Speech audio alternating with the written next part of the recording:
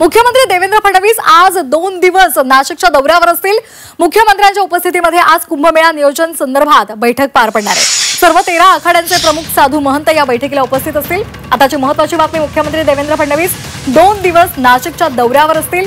आज सिंहस्थ कुंभमेळा संदर्भात एक महत्त्वाची बैठक होणार आहे आणि या बैठकीमध्ये शाही स्नान तारखांसंदर्भात चर्चा होणार आहे। तसंच कुंभमेळ्याचं एकूण नियोजन कशा पद्धतीने असलं पाहिजे त्यावर सुद्धा चर्चा होणार आहे। आगामी कुंभमेळा संदर्भात पहिल्यांदाच मुख्यमंत्र्यांसोबत साधू महंतांची बैठक होते। विशेष म्हणजे याच बैठकीत कुंभमेळ्यामध्ये होणाऱ्या अमृत स्नानाच्या तारखा सुद्धा जाहीर केल्या जाणार आहेत। तसंच कुंभमेळ्याचं नियोजन या बैठकीमध्ये काही महत्त्वाच्या घोषणा होतात का हे पाहणं सुद्धा महत्त्वाचं असेल।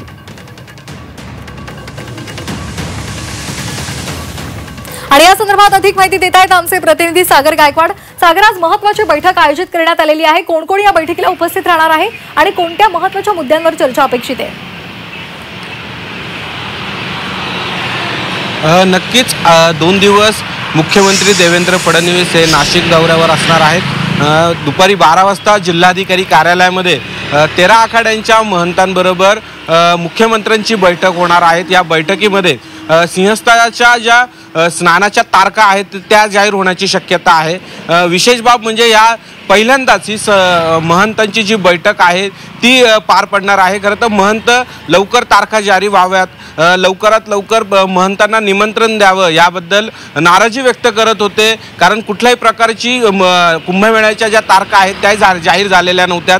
त्याचबरोबर स्नानाच्या तारखा जरी जाहीर झाल्या नसल्या तरी निमंत्रण मात्र महंतांना दिलेलं नव्हतं। कुठल्या प्रकारची कुंभमेळ्याची तयारी जी आहे त्याबाबत कुठल्याही प्रकारची माहिती मिळत नव्हती। त्यामुळे आजची जी बैठक होणार आहे ती महत्त्वाची मानली जाते।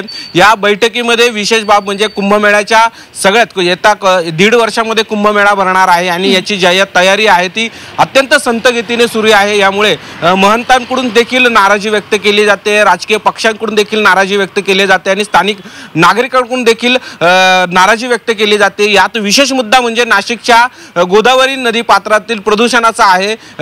गेल्या कित्येक दिवसांपासून आंदोलनं या पाण्याच्या बाबतीत सुरू आहेत। कुंभमेळा येऊन ठेपलाय, मात्र कुठल्याही प्रकारची जी नदीची प्रदूषण मुक्त होईल यासाठी कुठल्याही प्रकारची पावले उचलल्या जात नाहीये अशा बाबत देखील आरोप करण्यात विरोधाकडून करण्यात येतोय। त्याबाबत देखील बैठकीमध्ये चर्चा होणार आहे।